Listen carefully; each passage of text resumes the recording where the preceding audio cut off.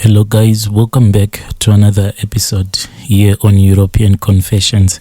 There is a message that I want to share with you guys, and this message, it was sent to me by one of our admins, and the message reads like this. Hello brother Nashi, how are you? Can you please post for me because I have my own story to tell. Growing up, I never knew that I had this gift of me being a witch, but I used to suspect that I was a witch because there were times when I would feel like there would be some people who would be following me around.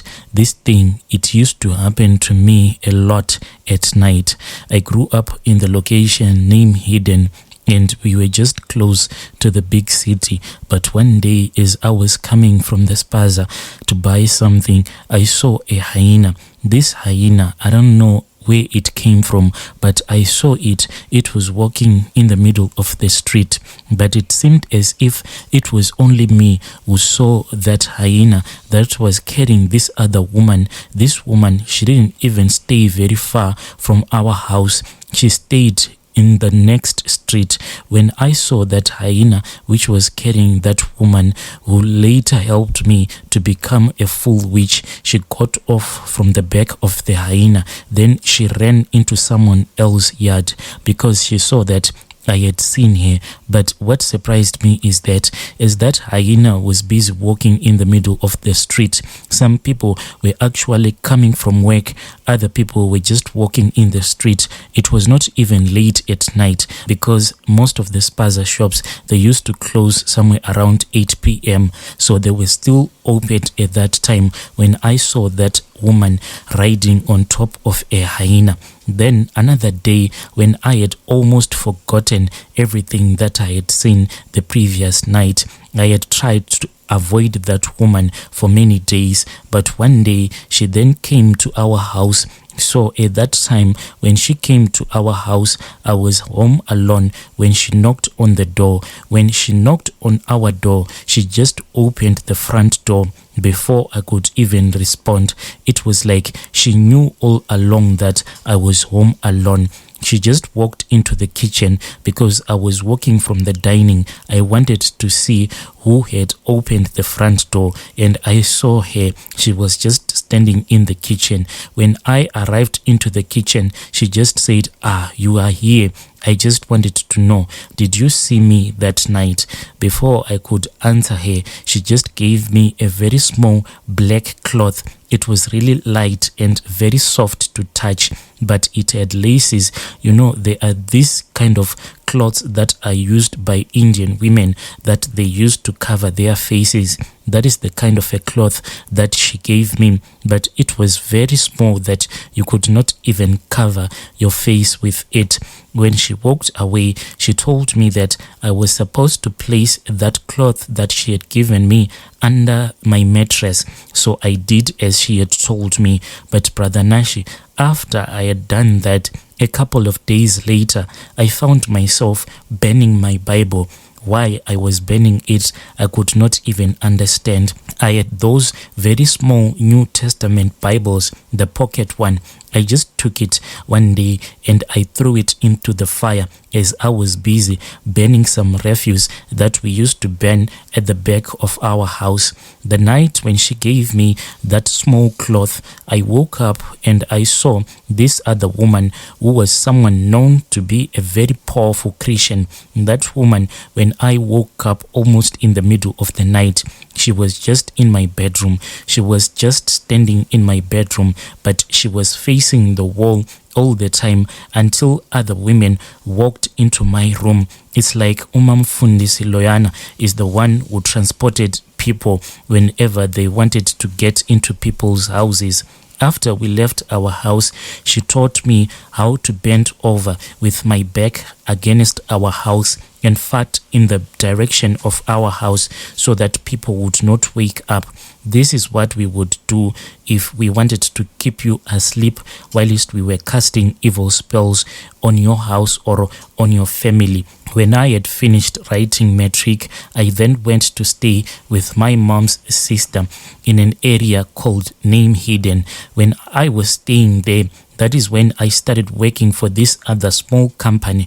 This company that I was working for, it sold insurance policies in town. So we were getting a low salary. I could not even afford any money for taxi or lunch. Life was really hard for me.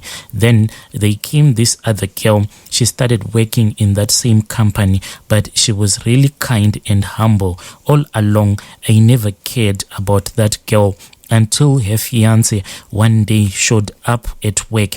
Then her fiance had bought lunch for her. After he had bought lunch for her, they got onto the car. I don't know where they went, but when they came back, her fiance had bought lunch for the rest of us. At that time, we used to go and work in groups of 5. So he had bought lunch for us.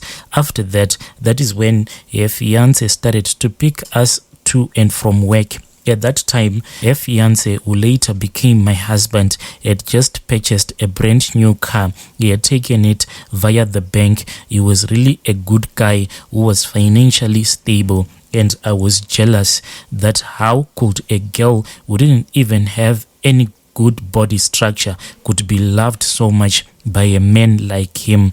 The more that I became jealousy, the more that I started to invite witches back into my life. When I was under the possession of that witchcraft spirit, I asked for help one other night from other witches. They said that she can die, but only through slow poison. But first, her mother was supposed to die because she was really protective of her daughter since she had amahlozi. So the way that we killed her mother is that at her burial society, there were other 2 women who pretended to be Christian, but they were witches. So the leader from our area, because if you are a witch, you just don't operate. You are under the leadership of a strong witch. The leader from our area had to go there and negotiate with the other leader, and an exchange had to be made because they had already chosen their victim that they needed. So they needed a sacrifice from me. At that time, my auntie's daughter was pregnant, so I had to sacrifice her. That is how my auntie's daughter died. The way that we put slow poison into that woman's food was when they had gone to attend this other funeral as a burial society. Then charms were placed in her food.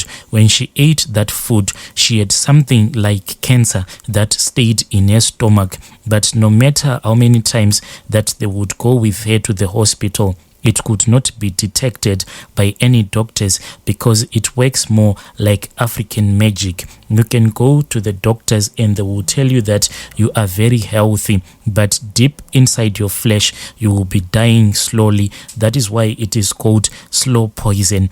A person can bewitch you today, then 7 years later, that is when the slow poison will be activated. When she died, then her daughter was next. I started visiting my current husband, but I never visited him physically. I would visit him at night whilst he was asleep, sleeping with him, feeding him with dreams about me and him as if we were in love. He, for a very long time, tried resisting me until one day he finally masturbated. When he masturbated, he was busy thinking about me. That is how I got the access to control his mind. He broke up with that girl that he was dating, and we secretly started dating each other. And as for that girl, she died a few years later.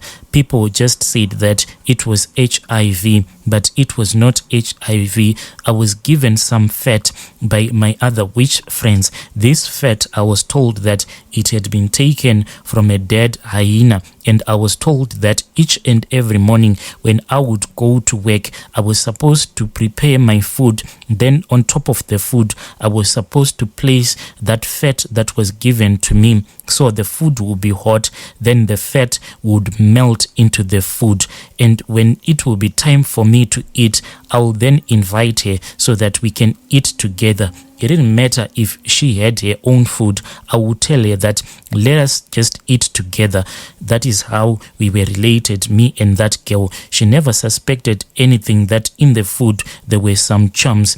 And because I was eating with her, she never thought that the food was loaded with charms. Each and every time that we will eat, I will tell her that I have to eat first, so as to show her that there were no charms in the food. This was part of the ritual that I had to do. She died having this hard cough because she kept on coughing as if she had TB, because those charms had went and sat on her throat. So over time, the charms that I was putting in the food made her sick.